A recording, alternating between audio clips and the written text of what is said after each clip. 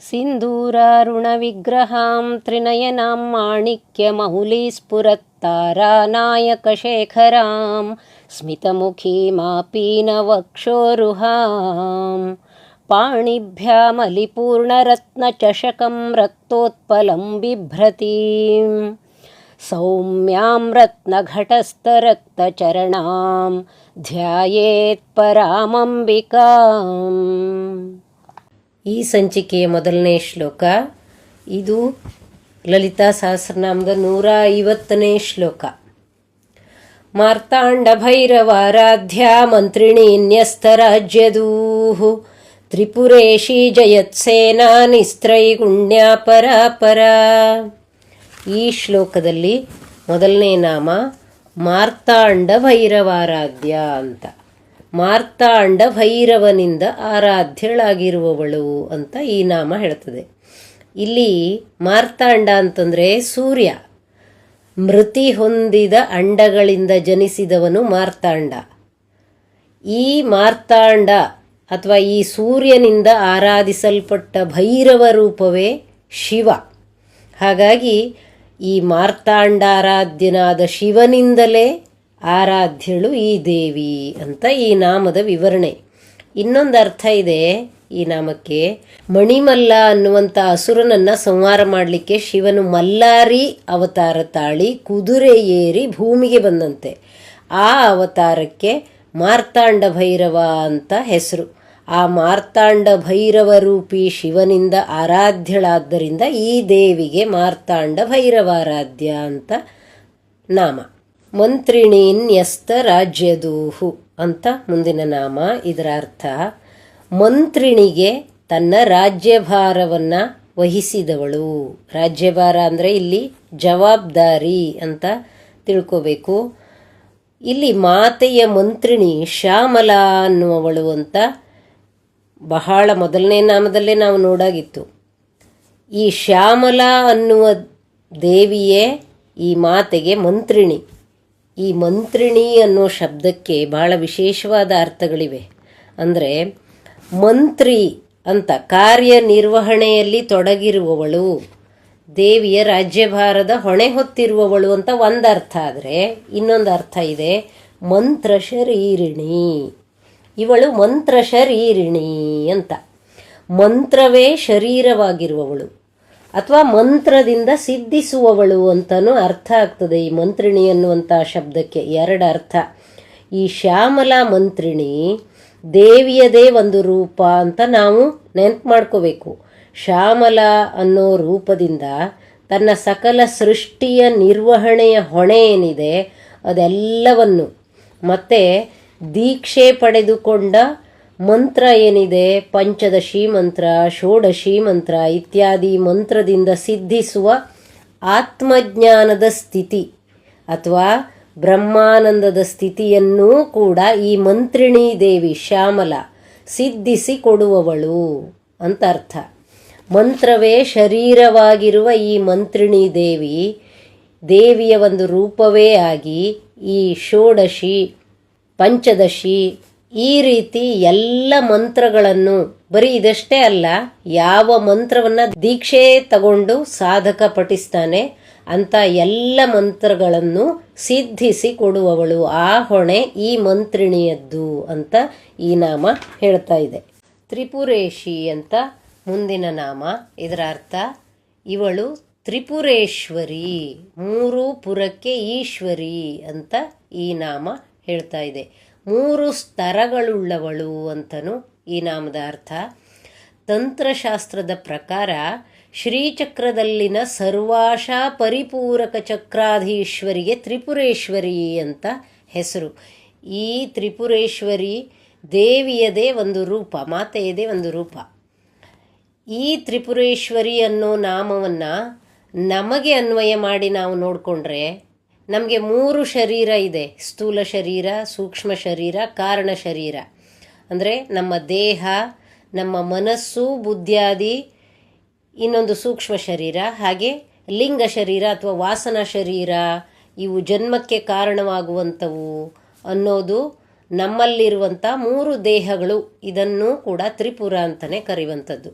ಹಾಗಾಗಿ ಈ ಮೂರೂ ದೇಹಕ್ಕೆ ಅವಳೇ ಅಧೀಶ್ವರಿ ಅನ್ನೋದಾಗಿಯೂ ಈ ನಾಮ ಹೇಳ್ತಾ ಇದೆ. ಇಷ್ಟೇ ಅಲ್ಲ, ನಮಗೆ 3 ಅವಸ್ಥೆಗಳಿವೆ: ಎಚ್ಚರ, ಸ್ವಪ್ನ ಮತ್ತು ನಿದ್ರೆ. ಈ 3 ಅವಸ್ಥೆಗಳನ್ನು ನಮ್ಮೊಳಗಿಂದಲೇ ನಿರ್ವಹಿಸುವಂತಹ ಚೈತನ್ಯ ಏನಿದೆ ಅವಳೇ ತ್ರಿಪುರೇಶಿ. ಆ ಚೈತನ್ಯವೇ ತ್ರಿಪುರೇಶಿ ಅಂತ ಈ ನಾಮಗಳು ಹೇಳ್ತಾ ಇವೆ. ಒಟ್ಟಿನಲ್ಲಿ ಈ ಜಗತ್ತಿನಲ್ಲಿರುವಂಥ ಸ್ತರಗಳಿರಲಿ ಅಥವಾ ನಮ್ಮ ಶರೀರದಲ್ಲಿರುವಂಥ ಸ್ತರಗಳಿರಲಿ, ನಮ್ಮ ಮನಸ್ಸಿನ ಅವಸ್ಥೆಯೇ ಇರಲಿ, ಮೂರೂ ದೇಹದಲ್ಲಿ ಯಾವ್ಯಾವ ಕರ್ಮಗಳು ನಡೀತವೋ ಅವೆಲ್ಲವನ್ನು ಒಳಗಡೆಯಿಂದ ಇದೇ ಚೈತನ್ಯ ಶಕ್ತಿಯೇ ನಡೆಸ್ತಾ ಇದೆ. ಅವಳನ್ನೇ ನಾವು ಲಲಿತಾಂಬಿಕೆ ಅಂತ ಹೊರಗಡೆಯಿಂದ ಪೂಜೆ ಮಾಡ್ತಾ ಇದ್ದೀವಿ. ಆಂತರಂಗಿಕವಾಗಿ ನಮ್ಮೆಲ್ಲವನ್ನು ನಡೆಸುವ ಶಕ್ತಿಯೇ ಅವಳು ಅಂತ ಭಾವನೆ ಮಾಡಿಕೊಂಡು ಹೊರಗಡೆ ಪೂಜೆಯನ್ನು ಮಾಡ್ತಾ ಬಂದರೆ ಮನಸ್ಸು ಬೇಗ ಅಂತರ್ಮುಖ ಆಗಲಿಕ್ಕೆ ಇದು ಬಹಳ ಸಹಾಯಕಾರಿ. ಇದನ್ನು ಗಮನಿಸಿಕೊಳ್ಬೇಕು. ಜಯತ್ಸೇನಾ ಅಂತ ಮುಂದಿನ ನಾಮ. ಇದರ ಅರ್ಥ ಜಯಶೀಲವಾದ ಸೇನೆಯುಳ್ಳವಳು ಅಂತ. ಯಾವಾಗಲೂ ಈ ಮಾತೆಗೆ ಜಯವೇ ಆಗುತ್ತೆ. ಅಸುರ ಸಂಹಾರದ ಕಾರ್ಯದಲ್ಲಿ ಸದಾ ತನ್ನ ಸೇನೆಯ ಸಹಿತ ಜಯ ದೊರಕೋದು ಈ ದೇವಿಗೆ. ಯಾಕೆಂದರೆ ಈ ದೇವಿಯೇ ಸತ್ಯ, ಅವಳೇ ಧರ್ಮ, ಅವಳೇ ಪರತತ್ವ. ಮಹಾಭಾರತದಲ್ಲಿ ವ್ಯಾಸರು ಇದನ್ನ ಸ್ಪಷ್ಟ ಹೇಳ್ತಾರೆ. ಯಥೋ ಧರ್ಮ ತಥೋ ಕೃಷ್ಣ, ಯಥೋ ಕೃಷ್ಣ ತಥೋ ಜಯ ಅಂತ. ಅಂದರೆ ಎಲ್ಲಿ ಧರ್ಮವಿದೆಯೋ ಅಲ್ಲಿ ಕೃಷ್ಣನಿದ್ದಾನೆ, ಎಲ್ಲಿ ಕೃಷ್ಣನಿದ್ದಾನೋ ಅಲ್ಲಿ ಜಯವಿದೆ ಅಂತ. ಒಟ್ಟಿನಲ್ಲಿ ಯಥೋ ಧರ್ಮ ತಥೋ ಜಯ ಅಂತ ಇದರ ಒಟ್ಟು ಅರ್ಥ ಅಂತ ಮಹಾಭಾರತದಲ್ಲಿ ವ್ಯಾಸರ ಮಾತು. ಒಟ್ಟಿನಲ್ಲಿ ಯಥೋ ಧರ್ಮ ತಥೋ ಜಯ ಅಂತ ಮಹಾಭಾರತದಲ್ಲಿ ವ್ಯಾಸರ ಉಲ್ಲೇಖ. ಹಾಗೆಯೇ ಆ ವ್ಯಾಸರು ಹೇಳುವ ಧರ್ಮಸ್ವರೂಪವೇ ನಾವು ಇಲ್ಲಿ ಸ್ತುತಿಸುವಂತಹ ಶ್ರೀಮಾತೆಯಾದ್ದರಿಂದ ಯಾವಾಗಲೂ ಧರ್ಮಾಧರ್ಮದ ಯುದ್ಧ ಅಥವಾ ಹೋರಾಟದಲ್ಲಿ ಸತ್ಯಕ್ಕೆ ಜಯ, ಧರ್ಮಕ್ಕೆ ಜಯ ಅಂತ ಈ ನಾಮ ಹೇಳ್ತಿದೆ. ಜೊತೆಗೆ ಸದಾ ಜಯತ್ಸೇನೆಯಾದ ಶ್ರೀಮಾತೆ ತನ್ನ ಭಕ್ತರಿಗೂ ಕೂಡ ಕಷ್ಟವನ್ನು ಕಳೆದು ಧರ್ಮ ಮಾರ್ಗದ ಜಯವನ್ನು ಅನುಗ್ರಹಿಸುವಂಥವಳು ಅಂತ ಇದರ ಅರ್ಥ. ನಾವು ಯಾವಾಗಲೂ ಧರ್ಮ ಮಾರ್ಗದಲ್ಲೇ ಹೋಗಬೇಕು, ಸತ್ಯ ಮಾರ್ಗದಲ್ಲೇ ಹೋಗಬೇಕು ಅನ್ನುವಂಥ ಒಳ ಅರ್ಥವನ್ನು ಈ ನಾಮ ನಮಗೆ ನಿರ್ದೇಶನ ಮಾಡ್ತಾ ಇದೆ. ನಿಸ್ತ್ರೈಗುಣ್ಯ ಅಂತ ಮುಂದಿನ ನಾಮ. ಇದರ ಅರ್ಥ ತ್ರಿಗುಣಗಳು ಅಲ್ಲದವಳು. ಸತ್ವ, ರಜ, ತಮಸ್ಸು ಅನ್ನುವಂಥ 3 ಗುಣಗಳಿವೆಯಲ್ಲ, ಈ 3 ಗುಣಗಳಿಂದ ಈ ಮಾತೆ ಹೊರತಾದವಳು. ಆ ಗುಣಗಳನ್ನು ಮೀರಿದ ಆತ್ಮಸ್ವರೂಪಿ ಇವಳು. ಗುಣಗಳನ್ನು ಅವಳೇ ಸೃಷ್ಟಿ ಮಾಡ್ತಾಳೆ, ಆದರೆ ಅವಳಿಗೆ ಮಾತ್ರ ಯಾವ ಗುಣಗಳ ಅಂಟೂ ಇಲ್ಲ. ಶುದ್ಧ ಸ್ವರೂಪಿಯವಳು. ಜೊತೆಗೆ ತನ್ನನ್ನು ಯಾರು ಉಪಾಸನೆ ಮಾಡ್ತಾರೋ ಅಂಥ ಉಪಾಸಕರ ಗುಣವನ್ನೂ ಕೂಡ ಶುದ್ಧೀಕರಣ ಮಾಡ್ತಾ ಮಾಡ್ತಾ ಸಾತ್ವಿಕತೆಯೆಡೆಗೆ ಸಾಗಿಸಿ ಆತ್ಮಜ್ಞಾನವನ್ನು ಅವರಿಗೆ ಕೊಟ್ಟು ಆ ಭಕ್ತರನ್ನು ಕೂಡ ಗುಣರಹಿತರಾಗಿ ಆತ್ಮಜ್ಞಾನಿಗಳಾಗಿ ಮಾಡುವವಳು ಈ ದೇವಿ ಅಂತ ಈ ನಾಮದ ಅರ್ಥ. ನಿಸ್ತ್ರೈಗುಣ್ಯೋಭವ ಅರ್ಜುನ ಅಂತ ಗೀತೆಯಲ್ಲಿ ಕೃಷ್ಣ ಅರ್ಜುನಿಗೆ ಹೇಳ್ತಾನೆ. ಈ ಗುಣಗಳಲ್ಲಿ ಸಿಕ್ಕಿ ಹಾಕ್ಕೊಳ್ಬೇಡ. ಗುಣತ್ರಯಗಳು ಮನೋಚಂಚಲತೆಯನ್ನು ಉಂಟು ಮಾಡ್ತವೆ. ಆ ಮನೋಚಂಚಲತೆಯಲ್ಲಿ ನೀನು ಕೊಚ್ಚಿ ಹೋಗಬೇಡ. ಪ್ರಯತ್ನಪೂರ್ವಕವಾಗಿ ನೀನು ಈ ಗುಣಗಳನ್ನು ದಾಟಿ ಆತ್ಮಸ್ವರೂಪಿಯಾಗು ಅಂತ ಕೃಷ್ಣ ಪಾರ್ಥನಿಗೆ ಗೀತೆಯಲ್ಲಿ ಹೇಳ್ತಾನಲ್ಲ, ಅದೇ ಅರ್ಥದಲ್ಲಿ ಇಲ್ಲಿ ನಿಸ್ತ್ರೈಗುಣ್ಯ ಅನ್ನುವಂಥ ನಾಮ ಬಂದಿದೆ. ಕೃಷ್ಣ ನಿಸ್ತ್ರೈಗುಣ್ಯನಾಗಿಯೇ ಈ ಮಾತನ್ನು ಅರ್ಜುನನಿಗೆ ಹೇಳುವಂಥದ್ದು. ಕೃಷ್ಣ ಮತ್ತು ಶ್ರೀಮಾತೆ ಅಭೇದ ಸ್ಥಿತಿಯಾಗಿರೋದ್ರಿಂದ, ಒಂದೇ ಚೈತನ್ಯವಾಗಿರೋದ್ರಿಂದ ಇಲ್ಲಿ ನಿಸ್ತ್ರೈಗುಣ್ಯ ಅಂತ ನಾಮದ ಸ್ತುತಿ ವಾಗ್ದೇವಿಯರಿಂದ ಶ್ರೀಮಾತೆಗೆ ನಡೀತಾ ಇದೆ. ಮಾತೆಯ ಗುಣಾತೀತ ಸ್ಥಿತಿಯನ್ನು ಹೇಳುವಂಥ ನಾಮ. ಪರಾಪರ ಅಂತ ಮುಂದಿನ ನಾಮ. ಪರ ಅಪರ ಸ್ವರೂಪಳು ಅಂತ ಈ ನಾಮದ ಅರ್ಥ. ಪರ ಅಂದರೆ ಶ್ರೇಷ್ಠವಾದ ತತ್ವ. ಅಪರ ಅಂತಂದರೆ ಈ ಜಗತ್ತಿಗೆ ಇಹಲೋಕಕ್ಕೆ ಸಂಬಂಧಿಸಿದ್ದು. ಹಾಗಾಗಿಯೇ ಪರಾಪರ ಅಂದರೆ ಇಹ ಪರ ಅಂತ ನಮ್ಮ ವಾಡಿಕೆಯಲ್ಲಿ ಹೇಳ್ತಾರೆ. ಈ ಲೋಕಕ್ಕೆ ಸಂಬಂಧಿಸಿದ ಸಮಸ್ತ ವಿಷಯಗಳು ಮತ್ತು ಪರವಿದ್ಯೆಗೆ ಪರಲೋಕಕ್ಕೆ ಸಂಬಂಧಿಸಿದ ವಿಷಯವೂ ಕೂಡ ಜಗನ್ಮಾತೆಯೇ. ಆದ್ದರಿಂದ ಈ ನಾಮ ಅಂದರೆ ಇಹ ಪರ ಎರಡೂ ಜಗನ್ಮಾತೆಯೇ, ಆದ್ದರಿಂದ ಪರಾಪರ ಅಂತ ಈ ನಾಮ ಹೇಳ್ತಾ ಇದೆ. ಪರಾಪರ ಅಂದರೆ ತಾನೇ ಎಲ್ಲವೂ ಆಗಿ ಇರುವವಳು, ಪರವೂ ಹೌದು ಅಪರವೂ ಹೌದು, ಹಾಗೆ ಇರುವಂಥವಳು ಈ ಪರಾಪರ ಅಂತ ಈ ನಾಮ ಹೇಳ್ತಾ ಇದೆ. ಮತ್ತಃ ಪರತರಂ ನಾಣ್ಯತ್ ಕಿಂಚಿದಸ್ತಿ ಧನಂಜಯ ಅಂತ ಕೃಷ್ಣ ಏನು ಗೀತೆಯಲ್ಲಿ ಹೇಳ್ತಾನೋ ಅದೇ ಅರ್ಥದಲ್ಲಿ ಇಲ್ಲಿ ಬೇರೆಯಾದದ್ದು ಆ ಚೈತನ್ಯಕ್ಕಿಂತ ಯಾವುದು ಇಲ್ಲ ಅನ್ನೋದನ್ನ ಈ ಪರಾಪರ ಅನ್ನುವಂಥ ನಾಮ ಹೇಳ್ತಾ ಇದೆ. ವಾಸ್ತವಿಕವಾಗಿ ಈ ಚೈತನ್ಯಕ್ಕೆ ನಿಜವಾಗಿ ಪರ ಅಪರ, ಭಾವ ಅಭಾವ, ಕ್ಷರ ಅಕ್ಷರ ಈ ರೀತಿ ಯಾವ ದ್ವಂದ್ವ ಸ್ಥಿತಿಯೂ ಇಲ್ಲ, ಯಾವ ವಿರೋಧದ ಸ್ಥಿತಿಯೂ ಇಲ್ಲ. ಬದಲಿಗೆ ಇವುಗಳನ್ನು ಮೀರಿ ಇರುವ ಸತ್ಯತತ್ವ ಇವಳು. ಈ ಸತ್ಯತತ್ವ ನಮಗಿದೆಯಲ್ಲ ದ್ವಂದ್ವ, ಈ ರೀತಿ ವಿರೋಧ ನಮಗೆ ಕಾಣ್ತದಲ್ಲ, ಭೇದ ನಮಗೆ ಕಾಣ್ತದಲ್ಲ, ಆ ಭೇದ ವಿರೋಧ ಈ ದ್ವಂದ್ವ ಇವುಗಳನ್ನೆಲ್ಲ ದಾಟಿ ನಿಲ್ಲಲಿಕ್ಕೆ ಆ ಸತ್ಯತತ್ವದ ಉಪಾಸನೆಯನ್ನು ನಾವು ಮಾಡಬೇಕು ಅನ್ನೋ ಕಾರಣಕ್ಕಾಗಿ ವಾಗ್ದೇವಿಯರು ಈ ಸತ್ಯವನ್ನು ನಮ್ಮ ಮುಂದೆ ಹೀಗೆಲ್ಲ ನಾಮದ ರೂಪದಲ್ಲಿ ಬಿಚ್ಚಿಡ್ತಾ ಇದ್ದಾರೆ. ಇದೇ ವಿಷಯವನ್ನು ಉಪನಿಷತ್ ಕೂಡ ಹೇಳ್ತದೆ. ದ್ವೇ ವಿದ್ಯೆ ವೇದಿತವ್ಯೆ ಪರಾಚ ಅಪರಾಚ ಅಂತ. ಎರಡು ರೀತಿಯ ವಿದ್ಯೆಗಳಿವೆ ತಿಳಿದುಕೊಳ್ಳುವಂಥದ್ದು. ಒಂದು ಪರಾವಿದ್ಯೆ, ಇನ್ನೊಂದು ಅಪರಾವಿದ್ಯೆ. ಒಂದು ಆತ್ಮವಿದ್ಯೆ, ಇನ್ನೊಂದು ಜಗತ್ವಿದ್ಯೆ, ಹೊಟ್ಟೆಪಾಡಿನ ವಿದ್ಯೆ, ಲೌಕಿಕ ವಿದ್ಯೆ ಅಂತ ಈ ಉಪನಿಷತ್ತಿನ ಹೇಳಿಕೆ.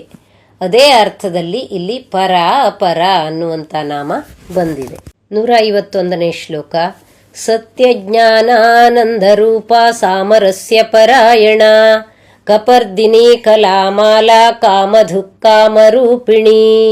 ಈ ಶ್ಲೋಕದಲ್ಲಿ ಮೊದಲನೇ ನಾಮ ಸತ್ಯಜ್ಞಾನ ಆನಂದ ರೂಪ, ಸತ್ಯಜ್ಞಾನಾನಂದ ರೂಪ ಅಂತ ಈ ನಾಮ. ಈ ನಾಮದ ಅರ್ಥ ಏನು ಅಂದರೆ ಸತ್ಯ, ಜ್ಞಾನ ಮತ್ತು ಆನಂದ ರೂಪಳು ಅಂತ ಹೇಳ್ತಾ ಇದೆ. ಈ ಮಾತೆಯ ಸ್ಥಿತಿಯನ್ನು ಹೇಳ್ತಾ ಇದೆ. ಸಚ್ಚಿತ್ ಆನಂದ, ಸಚ್ಚಿದಾನಂದ ಅಂತ ನಾವು ಕರಿತೀವಲ್ವ, ಆ ರೀತಿ ಸಚ್ಚಿದಾನಂದ ಸ್ವರೂಪಿಣಿಯವಳು ಅಂತ ಈ ನಾಮ ಹೇಳ್ತಾ ಇರುವಂಥದ್ದು. ಈ ಮೂರೂ ಶಬ್ದಗಳು ಅಂದರೆ ಸತ್, ಚಿತ್, ಆನಂದ. ಸತ್ ಅಂದರೆ ಸತ್ಯ, ಚಿತ್ ಅಂದರೆ ಅರಿವು, ಆನಂದ ಅಂತೂ ನಮಗೆ ಗೊತ್ತೇ ಇದೆ.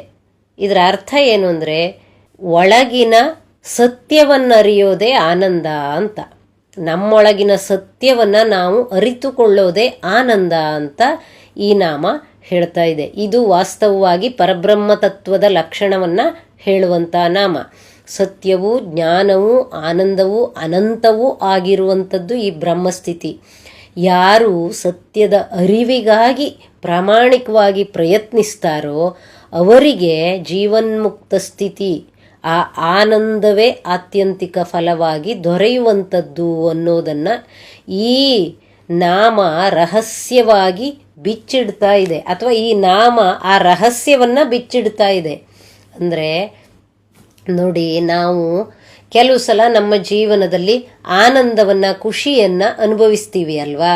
ಅವೆಲ್ಲವೂ ಕೂಡ ನಮ್ಮೊಳಗಿರುವ ಈ ಪರಬ್ರಹ್ಮ ಅನ್ನುವಂಥ ಆನಂದ ಏನಿದೆ, ಆ ಆನಂದ ಮೂಲದಿಂದಲೇ ಪಡೆದಂಥ ಚಿಕ್ಕ ಚಿಕ್ಕ ಖುಷಿಯ ಕ್ಷಣಗಳು. ಹಾಗಾಗಿ ಈ ಆನಂದ ನೆಮ್ಮದಿಯಲ್ಲೇ ನಾವು ಬದುಕಬೇಕಾದ್ರೆ ನಮ್ಮೊಳಗೆ ಆ ಆನಂದದ ಮೂಲ, ಆ ಆನಂದದ ಕಡಲು ಇದೆ ಅನ್ನುವಂಥ ಸತ್ಯದ ಅರಿವನ್ನು ನಾವು ಪಡ್ಕೋಬೇಕಲ್ದೆ ಬೇರೆ ದಾರಿ ಇಲ್ಲ. ಈ ಸತ್ಯದ ದಾರಿಯಲ್ಲಿ ನಮಗೆ ಅನೇಕ ಅಡೆತಡೆಗಳಿರ್ತವೆ. ಯಾಕೆ ಅಂದರೆ ನಮ್ಮ ಇಂದ್ರಿಯಗಳೆಲ್ಲ ಹೊರಮುಖ ಆಗಿವೆಯಲ್ಲ. ಹಾಗಾಗಿ ಅದೇ ದೊಡ್ಡ ಅಡೆತಡೆ. ನಮ್ಮ ಮನಸ್ಸೇ ನಮ್ಮ ಆನಂದವನ್ನು ಪಡ್ಕೊಳ್ಳಿಕ್ಕೆ ದೊಡ್ಡ ವಿಘ್ನ ಅಥವಾ ದೊಡ್ಡ ಅಡ್ಡಿ. ಆದರೆ ಆ ವಿಘ್ನ, ಅಡ್ಡಿ, ತಡೆ ಎಲ್ಲವೂ ಕೂಡ ನಮ್ಮೊಳಗಿನ ಅರಿವಿನ ಬಲದಿಂದ, ನಾವು ಉಪಾಸನೆ ಮಾಡುವಂಥ ಈ ಮಾತೆಯ ಕೃಪೆಯಿಂದ ಅವು ಅಡೆತಡೆಗಳಾಗಿ ಉಳಿಯೋದಿಲ್ಲ. ಕಾಲಕ್ರಮೇಣ ನಮಗೆ ಆಗುವಂತಹ ಅನುಭವಗಳ ಅರಿವಿನಲ್ಲಿ ಆ ಮೂಲ ಸತ್ಯದ ಹೊಳಹು ಆಗಲಿಕ್ಕೆ ಸಾಧ್ಯ ಇದೆ. ನಮ್ಮೊಳಗಿರುವ ಆನಂದ ಏನು ಅಂತ ನಮಗೆ ಅರಿವಾಗಲಿಕ್ಕೆ ಸಾಧ್ಯ ಇದೆ ಅಂತ ಉಪನಿಷತ್ ಏನು ಮಾತು ಹೇಳ್ತದೋ ಅದೇ ಅರ್ಥವನ್ನೇ ಇಲ್ಲಿ ಸತ್ಯಜ್ಞಾನಾನಂದ ರೂಪ ಅನ್ನೋದಾಗಿ ವಾಗ್ದೇವಿಯರು ಸ್ತುತಿ ಮಾಡ್ತಾ ಇದ್ದಾರೆ. ಪರಬ್ರಹ್ಮವನ್ನ ಉಪನಿಷತ್ತು ಸಚ್ಚಿದಾನಂದ ಅಂತ ಕರೀತದಲ್ಲ, ಅದೇ ಅರ್ಥದಲ್ಲಿ ಈ ನಾಮವಿದೆ ಅನ್ನೋದನ್ನ ನಾವು ಗಮನಿಸಿಕೊಳ್ಬೇಕು. ಜೊತೆಗೆ ನಮ್ಮೊಳಗೆ ಇರುವ ಆನಂದಕ್ಕಾಗಿ ನಾವು ಪ್ರಯತ್ನ ಮಾಡ್ತಾ ಅದೇ ಪ್ರಾರ್ಥನೆಯನ್ನೇ ನಿರಂತರ ಮಾತೆಯ ಮುಂದೆ ಇಡ್ತಾ ಅದೇ ಭಾವದಲ್ಲಿ ನಾವು ಪಠಿಸಿದರೆ ಈ ಸಚ್ಚಿದಾನಂದ ಸ್ವರೂಪವನ್ನ ನಾವು ಪಡ್ಕೊಳ್ಳಿಕ್ಕೆ ಸಾಧ್ಯ ಇದೆ ಅಂತ ವಾಗ್ದೇವಿಯರು ಹೇಳ್ತಾ ಇದ್ದಾರೆ. ಮುಂದಿನ ನಾಮ ಸಾಮರಸ್ಯ ಪರಾಯಣ. ಎರಡರ್ಥ ಇದೆ ಈ ನಾಮಕ್ಕೆ. ಮೊದಲನೇ ಅರ್ಥವನ್ನ ನೋಡೋದಾದ್ರೆ ಸಾಮಗಾನದಲ್ಲಿ ಪ್ರೀತಿಯುಳ್ಳವಳು ಅಂತ ಈ ನಾಮ. ಸಾಮರಸ್ಯ ಪರಾಯಣ ಅಂತ ತಗೊಂಡ್ರೆ ಸಾಮಗಾನದಲ್ಲಿ ಪ್ರೀತಿಯುಳ್ಳವಳು ಈ ಮಾತೆ ಅಂತ ಅರ್ಥ ಆಗ್ತದೆ. ಸಾಮವೇದ ಹಾಡುವ ವೇದ. ಈ ವೇದದಲ್ಲಿ ಶ್ರೇಷ್ಠ ಅನ್ನುವಂಥ ಮಾತಿದೆ. ಹಾಗಾಗಿಯೇ ಕೃಷ್ಣ ಕೂಡ ಇದನ್ನ ಗೀತೆಯಲ್ಲಿ ಹೇಳ್ತಾನೆ, ವೇದಾನಾಂ ಸಾಮವೇದೋಸ್ಮಿ ಅಂತ. ಇದು ಸಂಗೀತ ಅಥವಾ ಗಾಯನ ರೂಪದಲ್ಲಿರುವಂಥದ್ದು, ಹಾಡುವಂಥದ್ದು. ಈ ಸಂಗೀತ ಅಥವಾ ಗಾಯನ ರಸಪ್ರಧಾನ ಮತ್ತು ಭಾವನಾತ್ಮಕವಾದದ್ದು. ಬಹುಶಃ ಇದೇ ಕಾರಣದಿಂದಲೇ ಭಗವಂತ ಕೃಷ್ಣನೂ ಕೂಡ ಗೀತೆಯನ್ನ ಹಾಡಿಯೇ ಅರ್ಜುನನಿಗೆ ಉಪದೇಶ ಮಾಡಿದ್ನೋ ಏನೋ. ಹೀಗೆ ರಸಪ್ರಧಾನವಾದ ನಮ್ಮ ಮನಸ್ಸನ್ನ ಆನಂದದ ನಿರಾಳತೆಯಲ್ಲಿ ಮುಳುಗಿಸಬಲ್ಲ ಈ ಸಂಗೀತ ಪ್ರಧಾನ ಗಾಯನ, ಗೀತೆ, ಭಜನ, ಹಾಡು ಇತ್ಯಾದಿಗಳಲ್ಲಿ ಸಮರಸ ಹೊಂದಿದವಳು ಅಂದರೆ ಪ್ರೀತಿಯನ್ನ ಹೊಂದಿದವಳು ಅಂತ ಈ ಸಾಮರಸ್ಯ ಪರಾಯಣ ಅನ್ನುವಂಥ ನಾಮ ಹೇಳ್ತಾ ಇದೆ. ಈ ಒಂದು ಗಾನ ಮನಸ್ಸಿನ ರಸಮಗ್ನ ಸ್ಥಿತಿಯಲ್ಲಿ ಅವಳು ತೋರಿಕೊಳ್ತಾಳೆ ಅಂತ ಈ ನಾಮ ಸೂಚಿಸ್ತಾ ಇದೆ. ಈ ಸಂಗೀತವನ್ನ ಅಥವಾ ಹಾಡನ್ನ ಆಸಕ್ತಿ ಇದ್ದವರು ಕೇಳುವಾಗ ಯಾವ ಮನಸ್ಥಿತಿಯಲ್ಲಿ ಇರ್ತೇವೆ ಅನ್ನೋದು ಆಸಕ್ತಿ ಇದ್ದವರಿಗೆಲ್ಲರಿಗೂ ಗೊತ್ತೇ ಇರುವಂಥ ವಿಷಯ. ನಾವೆಲ್ಲಿರ್ತೇವೆ ಅಂತ ನಮಗೆ ಗೊತ್ತಿರೋದಿಲ್ಲ. ಆಗ ಕಳೆದು ಹೋಗಿರ್ತೇವೆ ನಮ್ಮಲ್ಲೇ ನಾವು. ಈ ರಸಮಗ್ನ ಸ್ಥಿತಿ ಏನಿದೆಯಲ್ಲ ಇದರನ್ನ ಇಲ್ಲಿ ಸಾಮರಸ್ಯ ಪರಾಯಣ ಅಂತ ಹೇಳುವಂಥದ್ದು. ಹಿಂದಿನ ನಾಮ ಸತ್ಯ ಜ್ಞಾನಾನಂದ ರೂಪ, ಸಚ್ಚಿದಾನಂದ ರೂಪ ಅಂತ ಬಂದಿತ್ತಲ್ವಾ. ಆ ಸಚ್ಚಿದಾನಂದ ರೂಪಕ್ಕೆ ಈ ಸಂಗೀತ, ಈ ಸಾಮ ನಮ್ಮನ್ನ ಕರೆದುಕೊಂಡು ಹೋಗುತ್ತೆ ಅಂತ ಈ ನಾಮ ತನ್ನೊಳಗಿಂದ ಸೂಚಿಸ್ತಾ ಇದೆ. ಇದಕ್ಕಿರೋ ಇನ್ನೊಂದು ಅರ್ಥ ಅಂತಂದ್ರೆ, ಹೇಗೆ ಕಲ್ಲು ಸಕ್ಕರೆ ತನ್ನ ಒಳಗೆ ಹೊರಗೆ ಎಲ್ಲ ಸಿಹಿಯನ್ನೇ ತುಂಬಿಕೊಂಡಿರ್ತದೋ ಆ ರೀತಿ ಈ ಪ್ರಪಂಚದ ಎಲ್ಲ ವಸ್ತುವಿನಲ್ಲೂ ಎಲ್ಲ ರೂಪದಲ್ಲೂ ಈ ರಸಸ್ವರೂಪಿ ಮಾತೆ ಅಂದರೆ ಆನಂದ ಸ್ವರೂಪಿಯಾದ ಮಾತೆಯೇ ಸೇರ್ಕೊಂಡಿದ್ದಾಳೆ, ವ್ಯಾಪಿಸಿಕೊಂಡು ಬಿಟ್ಟಿದ್ದಾಳೆ ಅಂತ ಈ ನಾಮ ಹೇಳ್ತಾ ಇದೆ. ಇದನ್ನೇ ಉಪನಿಷತ್ತು ನಮಗೆ ಹೇಳುವಂಥದ್ದು. ಆನಂದಾದ್ಯೇವ ಖಲು ಇಮಾನಿ ಭೂತಾನಿ ಜಾಯಂತೆ ಅಂತ. ಆನಂದದಿಂದಲೇ ಈ ಎಲ್ಲ ಜೀವಿಗಳು ಹುಟ್ಟುತ್ತವೆ, ಎಲ್ಲವೂ ಆನಂದ ಸ್ವರೂಪವಾದದ್ದು ಅಂತ ಇದರ ಅರ್ಥ. ಇದೇ ಅರ್ಥವನ್ನೇ ಈ ಸಾಮರಸ್ಯ ಪರಾಯಣ ಅನ್ನೋ ನಾಮ ಹೇಳ್ತಾ ಇದೆ. ಎಲ್ಲ ಜೀವರಾಶಿಗಳು ಉದಿಸಿ ಬಂದಿರೋದು ಆನಂದದಿಂದ, ಬದುಕ್ತಾ ಇರೋದು ಆನಂದದಿಂದ, ಹಾಗೆ ಮುಂದೊಂದು ದಿವಸ ಲಯವಾಗಿ ಹೋಗೋದು ಆನಂದಕ್ಕೇನೆ. ಇಂತಹ ಆನಂದ ಸ್ವರೂಪವೇ ನಮ್ಮದಾದಾಗ ಈ ಪ್ರಪಂಚಕ್ಕೆ ಬಂದು ಇದರ ಅರಿವಿಲ್ದೇನೆ ನಾವು ದುಃಖದಲ್ಲಿ, ವಿಷಾದದಲ್ಲಿ, ಮೋಹ, ಮದ, ಇನ್ನೇನೋ ಬೇರೆ ಬೇರೆ ಬೇರೆ ಸಂಗತಿಗಳಲ್ಲಿ ನರಳ್ತಾ ಇರ್ತೇವೆ ಅಂತ ಈ ನಾಮಗಳು ಸೂಚಿಸ್ತವೆ. ಉಪನಿಷತ್ತು ಕೂಡ ಇದೇ ಮಾತನ್ನೇ ಹೇಳುವಂಥದ್ದು. ಹಾಗಾಗಿಯೇ ನಮ್ಮ ಮೂಲ ಸ್ವರೂಪವೇ ಆನಂದವಾದಾಗ ನಾವು ಅದರನ್ನೇ ಕಂಡುಕೊಳ್ಳಿಕ್ಕೆ ಪ್ರಯತ್ನ ಮಾಡಬೇಕು. ಈ ಪ್ರಯತ್ನಕ್ಕೆ ಸಾಧನೆ ಅಂತಂದ್ರೆ ಮಾತೆಯನ್ನ ಆರಾಧನೆ ಮಾಡೋದು, ಚೈತನ್ಯದ ಆರಾಧನೆ. ಅದು ಮಾತೆಯ ರೂಪದಲ್ಲೇ ಇರ್ಬೋದು, ಬೇರೆ ಬೇರೆ ಇಷ್ಟ ದೇವರ ರೂಪದಲ್ಲೇ ಇರೋದು. ಭಕ್ತಿಯಿಂದ, ಪ್ರಾಮಾಣಿಕತೆಯಿಂದ, ಆಂತರಂಗಿಕವಾಗಿ ಆರಾಧನೆ ಮಾಡ್ತಾ ಹೋದಂಗೆ ನಮ್ಮೊಳಗಿರುವಂಥ ಈ ಆನಂದ ಸ್ವರೂಪವನ್ನು ನಾವು ಸೇರಬಹುದು ಅಂತ ಈ ನಾಮ ಸೂಚನೆ ಕೊಡ್ತಾ ಇದೆ. ಇದರನ್ನ ಗಮನಿಸಿಕೊಳ್ಬೇಕು. ಕಪರ್ದಿನಿ ಅಂತ ಮುಂದಿನ ನಾಮ. ಕಪರ್ದಿನಿ ಅಂತಂದ್ರೆ ಕಪರ್ದಿಯ ಪತ್ನಿ ಅಂತ. ಕಪರ್ದಿ ಅಂದ್ರೆ ಶಿವ. ಈ ಹಿಂದಿನ ನಾಮ ಒಂದು ಬಂತಲ್ಲ, ಮಾರ್ತಾಂಡ ಭೈರವಾರಾಧ್ಯ ಅಂತ. ಆ ಸಂದರ್ಭದಲ್ಲಿ ಮಣಿಮಲ್ಲ ಅನ್ನುವಂಥ ಅಸುರನ ಸಂಹಾರಕ್ಕಾಗಿ ಶಿವ ಮಲ್ಲಾರಿ ರೂಪವನ್ನ ತಾಳಿದ್ದ. ಅವನು ಮಾರ್ತಾಂಡ ಭೈರವ ಅಂತ ಹೇಳಿ ಆಗಿತ್ತಲ್ವಾ. ಆ ಮಾರ್ತಾಂಡ ಭೈರವನೆಂಬ ಅವತಾರವನ್ನು ಶಿವ ತಾಳದಾಗ ಜಟಾಭೂಷಣನಾಗಿ ಶಿವ ಬೆರಣಿಯ ಹಾರವನ್ನು ಹಾಕ್ಕೊಂಡಿದ್ನಂತೆ. ಬೆರಣಿ ಅಂತಂದರೆ ಎಲ್ಲರಿಗೂ ಗೊತ್ತುಂಟು ಅಲ್ವಾ, ಒಣಗಿದ ಸಗಣಿಗೆ ಬೆರಣಿ ಅಂತ ಹೇಳ್ತಾರೆ. ಆಗ ಶಿವ ಆ ರೀತಿ ಬೆರಣಿಯ ಹಾರವನ್ನು ಹಾಕ್ಕೊಂಡಾಗ ಶಿವೆಯೂ ಕೂಡ ಮಹಾಲಸ ಅನ್ನೋ ನಾಮವನ್ನು ಧರಿಸಿ ಈ ಬೆರಣಿಯ ಮಾಲೆಯನ್ನೇ ಧರಿಸಿದ್ಲಂತೆ. ಇದನ್ನು ಮಲ್ಲಾರಿ ಮಹಾತ್ಮೆ ಅನ್ನುವಂತಹ ಮಹಾರಾಷ್ಟ್ರದಲ್ಲಿನ ಚಿಂತಾಮಣಿ ಅನ್ನೋ ತಂತ್ರಗ್ರಂಥ ಹೇಳುವಂಥದ್ದು. ಈ ಬೆರಣಿ ಮಾಲೆ ಮತ್ತು ಜಟಾಲಂಕಾರದ ಶಿವನಿಗೆ ಕಪರ್ದ ಅಂತ ಹೆಸರು.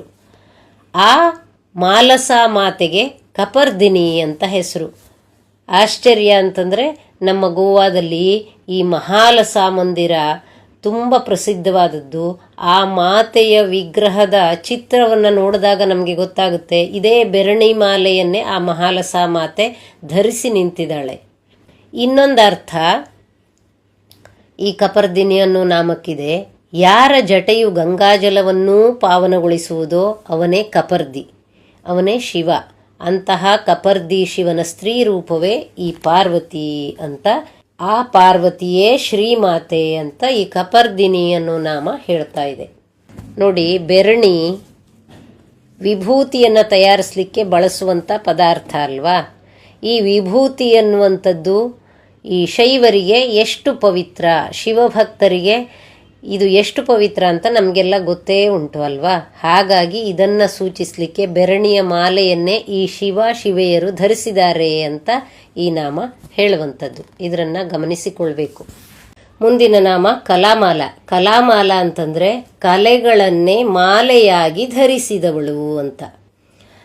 ಚತುಷ್ಷಷ್ಠಿ ಕಲಾಮಯಿ ಅನ್ನುವಂತಹ ನಾಮದಲ್ಲಿ ಈ ಕಲೆಗಳು ಅಥವಾ ಈ ವಿದ್ಯೆಗಳು 64 ಅಂತ ವಿವರ ಬಂದಿತ್ತಲ್ಲ. ಈ ಎಲ್ಲ ಕಲೆಗಳು ಅಥವಾ ಈ ವಿದ್ಯೆಗಳ ಸ್ವರೂಪವೇ ಈ ಶ್ರೀಮಾತೆಯಾದ್ದರಿಂದ ಇವಳಿಗೆ ಕಲಾಮಾಲ ಅನ್ನುವಂಥ ನಾಮ. ಆ ಎಲ್ಲ ವಿದ್ಯೆಯೂ ಕೂಡ ಅವಳ ಕೊರಳಲ್ಲಿ ಮಾಲೆಯಾಗಿ ಶೋಭಿಸ್ತಾ ಇದೆ ಅಂತ ಈ ನಾಮ ಹೇಳ್ತಾ ಇದೆ. ಈ ಎಲ್ಲ ಕಲೆಗಳ ಉದ್ದೇಶ ಅದು ಯಾವ ಕಲೆಯೇ ಇರಬಹುದು, ಆನಂದವನ್ನು ಪಡೆಯೋದೇ ಆಗಿದೆ.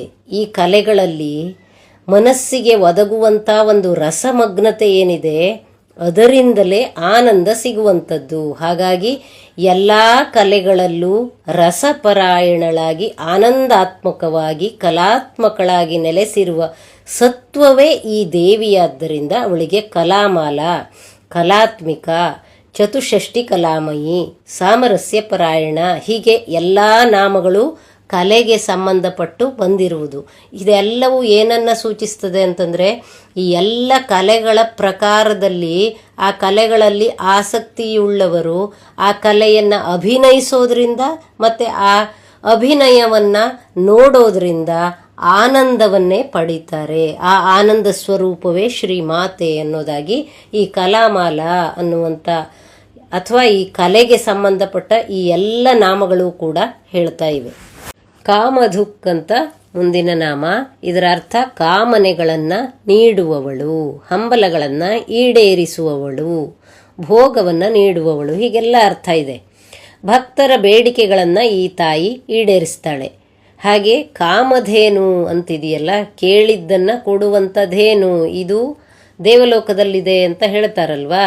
ಈ ರೀತಿ ಕಾಮಧೇನುವಿನಲ್ಲಿದ್ದು ಭಕ್ತರ ಕೋರಿಕೆಗಳನ್ನು ನೆರವೇರಿಸುವ ಕಾಮಧೇನುವಿನ ಮೂಲ ಸ್ವರೂಪವೇ ಈ ಮಾತೆಯಾದ್ದರಿಂದ ಶ್ರೀಮಾತೆಗೆ ಕಾಮಧುಕ್ ಅನ್ನುವಂಥ ನಾಮ. ಅಂದರೆ ಈ ಕಾಮನೆ ಅನ್ನುವಂಥ ಶಬ್ದವೆಲ್ಲ ಭೋಗವನ್ನು ಸೂಚಿಸ್ತದೆ. ಹಾಗಾಗಿ ಭಕ್ತರಿಗೆ ಯಾವ ಭೋಗಗಳ ಅಭಿಲಾಷೆ ಇದೆ ಅವರು ಪ್ರಾರ್ಥನೆ ಮಾಡಿದರೆ ಆ ಭೋಗವನ್ನು ಕೂಡ ಈ ತಾಯಿ ನೆರವೇರಿಸ್ತಾಳೆ ಅಂತ ಈ ನಾಮ ಹೇಳ್ತಾ ಇದೆ. ಹಾಗೆ ಮುಂದಿನ ನಾಮವೂ ಕೂಡ ಇದಕ್ಕೆ ಸಂಬಂಧಪಟ್ಟಂಥ ನಾಮ ಕಾಮರೂಪಿಣಿ. ಕಾಮರೂಪಿಣಿ ಅಂತಂದರೆ ಇಚ್ಛಾರೂಪವನ್ನು ಧರಿಸುವವಳು. ಅವಳು ತಾನು ಬಯಸಿದ ಎಲ್ಲ ರೂಪವನ್ನು ಧರಿಸ್ತಾಳೆ. ಹಾಗೆ ತನ್ನ ಭಕ್ತರಿಗಾಗಿ ಅವರು ಬಯಸಿದಂಥ ರೂಪವನ್ನು ಕೂಡ ತಾಳ್ತಾಳೆ. ಅವರ ಇಚ್ಛೆಯನ್ನು ನೆರವೇರಿಸ್ತಾಳೆ. ಅವರ ಮಾರ್ಗದರ್ಶನಕ್ಕಾಗಿ ಅವರ ಗುರು ರೂಪವನ್ನೋ ಇಷ್ಟದೈವದ ರೂಪವನ್ನೋ ಈ ಮಾತೆಯೇ ತಾಳ್ತಾಳೆ. ಈ ಭಗವತ್ ತತ್ವ ಮೂಲತಃ ಒಂದೇ, ಅದು ನಿರಾಕಾರ. ಆದರೆ ತನ್ನ ಸಜ್ಜನ ಭಕ್ತರ ಉದ್ಧಾರಕ್ಕೆ ಅಂತ ಅದು ಬೇರೆ ಬೇರೆ ಬೇರೆ ರೂಪವನ್ನು ತಳೆದು ಈ ಭೂಮಿಗೆ ಬರುತ್ತೆ.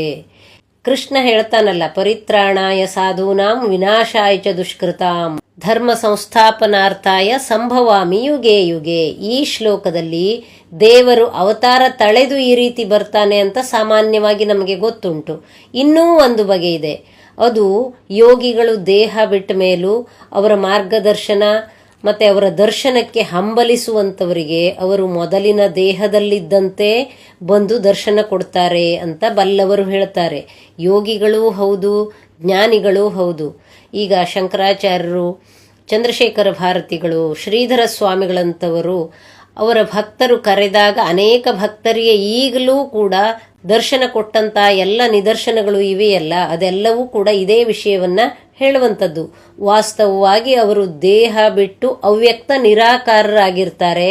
ಆದರೆ ಲೋಕದ ಹಿತಕ್ಕಾಗಿ ಜೀವಂತ ಇರುವ ತಮ್ಮ ಕೆಲವು ಭಕ್ತರಿಗೆ ನೀನು ಹೀಗೆ ಮಾಡು, ಹಾಗೆ ಮಾಡು, ಈ ದಾರಿಯಲ್ಲಿ ಸಾಗು ಅಂತ ಮಾರ್ಗದರ್ಶನ ಮಾಡ್ತಾರೆ.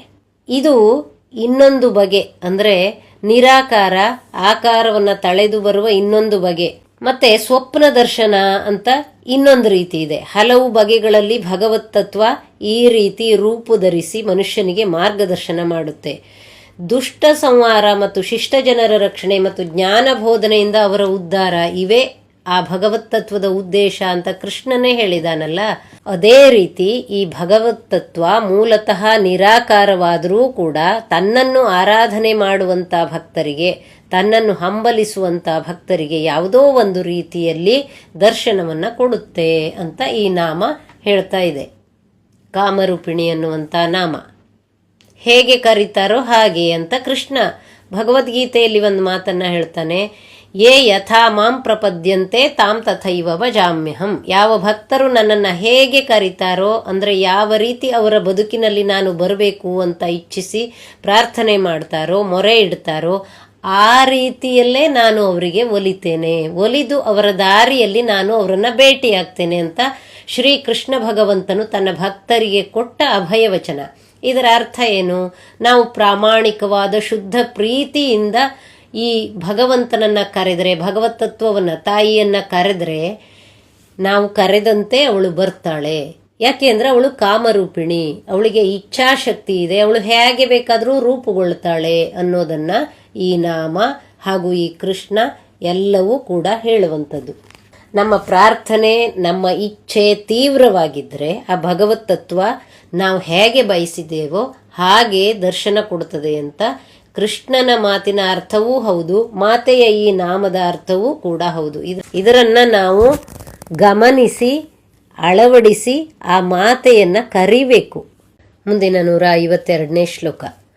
ಕಲಾನಿಧಿ ಕಾವ್ಯ ಕಲಾ ರಸಜ್ಞ ರಸಶೇವಧಿ ಪುಷ್ಟ ಪುರಾತನ ಪೂಜ್ಯ ಪುಷ್ಕರ ಪುಷ್ಕರೇ ಕ್ಷಣ. ಈ ಶ್ಲೋಕದಲ್ಲಿ ಮೊದಲನೇ ನಾಮ ಕಲಾನಿಧಿ, ಕಲೆಗಳ ನಿಧಿ ಅಂತ ಈ ನಾಮದ ಅರ್ಥ. ಸಕಲ ಕಲೆಗಳ ತವರೂರು, ಎಲ್ಲ ಕಲೆಗಳಿಂದ ನಮಗೆ ದೊರಕುವಂತಹ ನಿಜವಾದ ಆನಂದ, ನಿಜವಾದ ಸಂಪತ್ತು ಯಾವುದು ಅಂತಂದರೆ ಆನಂದ. ಮನಸ್ಸು ಆ ಕಲೆಯಲ್ಲೇ ರಸ ನಿಮಗ್ನತೆಯಿಂದ ಲಯವಾಗಿ ಆನಂದ ಹೊಂದೋದೇ ಈ ಕಲೆಯ ನಿಜವಾದ ಗುರಿ. ಹಾಗಾಗಿ ಈ ಕಲಾನಿಧಿ ಅನ್ನೋ ನಾಮ. ಹಾಗೆ ಕಲಾನಿಧಿ ಅಂತಂದರೆ 16 ಕಲೆಗಳುಳ್ಳ ಚಂದ್ರ.